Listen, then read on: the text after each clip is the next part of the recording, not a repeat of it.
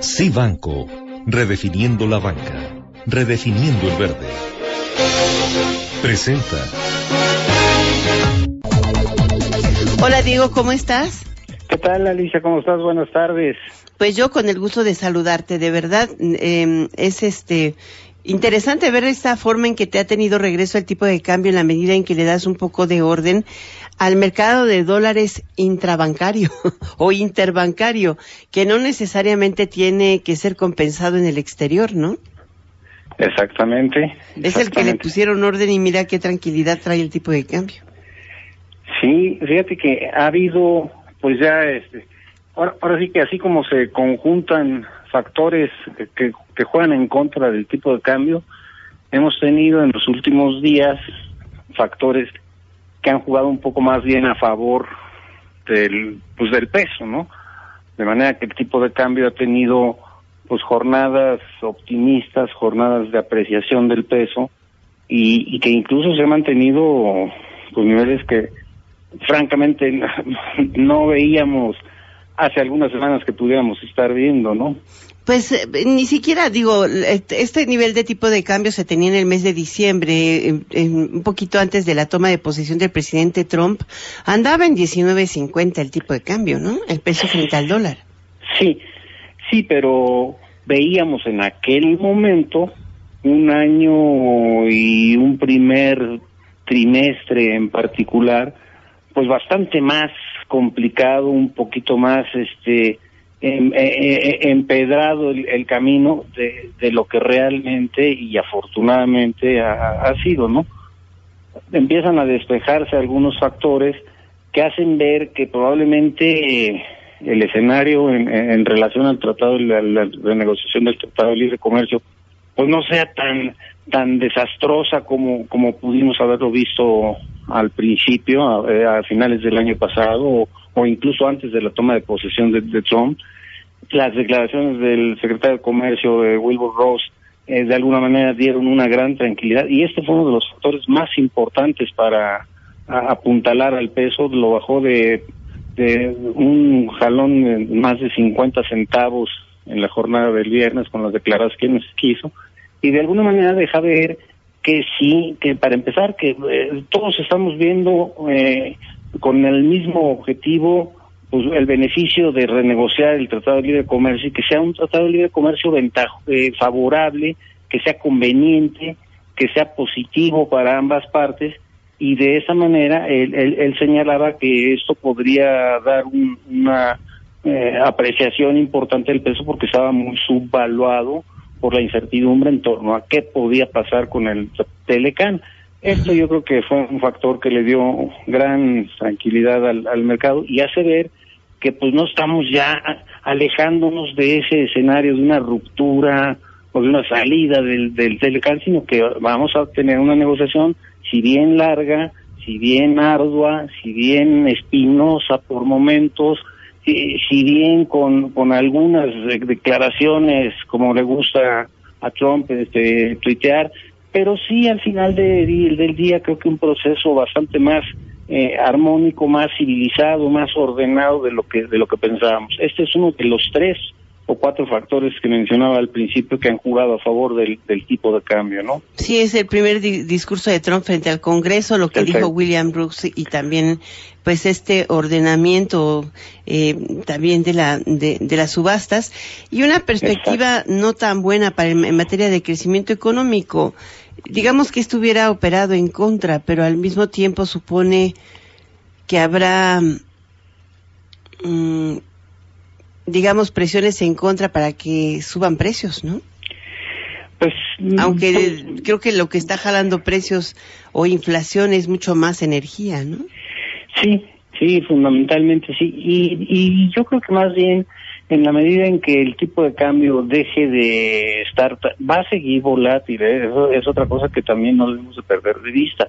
Todavía se vienen algunos eventos por delante que le van a estar imprimiendo volatilidad al mercado cambiario, pero tal vez en un rango más bajo, con una menor fluctuación tan brusca como vimos en algunas semanas. Y yo creo que esto podría contribuir o atenuar un poco las presiones inflacionarias de manera que creo que la inflación pueda estarse moderando, cuando menos la expectativa de inflación se pueda moderar un poco para el año. Yo creo que lo que sí es un año de crecimiento de bajo, sí, de menor crecimiento económico, pero al final del día pues también es un año en donde las tasas de interés pues debemos de considerar que van para arriba, y esto podrá afectar en alguna medida el consumo y por lo tanto el crecimiento. Entonces esas no son las no tan buenas noticias para el año en materia de expectativas. Ahora, el Banxico vendió la totalidad de los $1,000 millones que conformaron su primera subasta de coberturas cambiarias. Sí. Pero ¿qué mensaje estarías previendo en la forma en que reaccionó el mercado? La Comisión de Cambios anunció o autorizó al Banco de México a subastar hasta $20,000 millones. En una primera subasta, esta a la que además ajustó en modalidad, puso $1,000 millones sobre la mesa, pero el monto total demandado fue de $2,075 millones. Es muchísimo. Exactamente. Y eso que era un primer ejercicio. Una prueba, ¿no? Sí. En esta primera etapa de los $1,000 millones, ya ves que fue diferentes tramos en diferentes plazos, y en algunos plazos fue hasta 3 veces lo ofrecido, lo cual nos hace ver que la subasta de los $1,000 millones, que como bien dices, 2,075 demandados, pues fue exitosa. Habrá que ver en las siguientes subastas si se observa el mismo apetito que se dio hoy por esas coberturas en el mercado, pero pues fue un muy buen primer paso, y que de alguna manera pues hacen ver la ventaja del mecanismo, en donde pues si bien se obtiene un ligero ahorro de 15 centavos con respecto a lo que se podría obtener en el mercado, pues hace ver que es un mecanismo que puede dar muy buenos resultados más adelante. Pues sí, pero aquí lo interesante es que no sé cómo lo ves tú. Hay quien dice que el mercado tomó lo que había porque está acostumbrado a especularle al Banco de México. Me parece que manipular los mecanismos de la Comisión de Cambios es algo que estás apostando demasiado en un mecanismo tan complicado, ¿no? Y sobre todo cuando se trata de cubrir operaciones de comercio exterior, que esa era la parte más fuerte del interbancario. Sí, no, yo creo que... Ya no estás haciendo especulación pura y dura. Tan es así que donde se demandó más la divisa o la cobertura fue en los plazos de el vencimiento en diciembre del 2017, el de marzo del 2018 y el otro vencimiento que es el de un año. O sea, estos vencimientos son los que estaban, o sea, los del 31 de agosto, 14 de diciembre y 1 de marzo, los que concentraron los casos del 3-1, 2,5-1. Exactamente. O sea, lo que están haciendo es tratar de pasar el eventual, el momento más crítico de la negociación del TLC.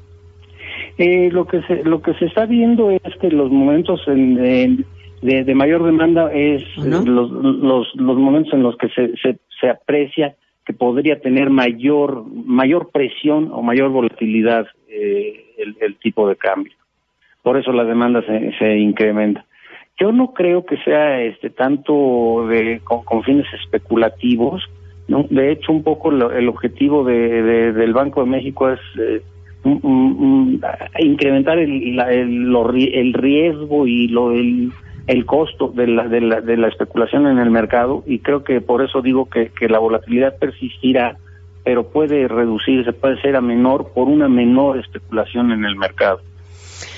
Pues ahí lo tiene. Muchísimas gracias, Diego Cándano, por estar con nosotros, particularmente para explicar este día el regreso del tipo de cambio, que es yo creo que una de las noticias más favorables para la industria en general, y sobre todo también para la expectativa de inflación. Tendría que reducir un poco, si uno supone, simplemente por el efecto que tiene el tipo de cambio sobre el precio de los energéticos que importamos. Ajá. Hoy juega a favor, ¿no? Así es, hoy juega a favor, yo creo que ya nos tocaba un poco de esto, Alicia. De buenas noticias. Muchas gracias, Diego. Un abrazo. A tus órdenes. Hasta luego, Alicia. Cibanco, el primer banco verde de México, es el único banco que le ofrece todas sus tarjetas Visa biodegradables. Elaboramos nuestras tarjetas con materia prima natural para evitar se conviertan en un contaminante. Cibanco y Visa en pro del medio ambiente. Cibanco, redefiniendo la banca, redefiniendo el verde. Visita nuestra página web cibanco.com.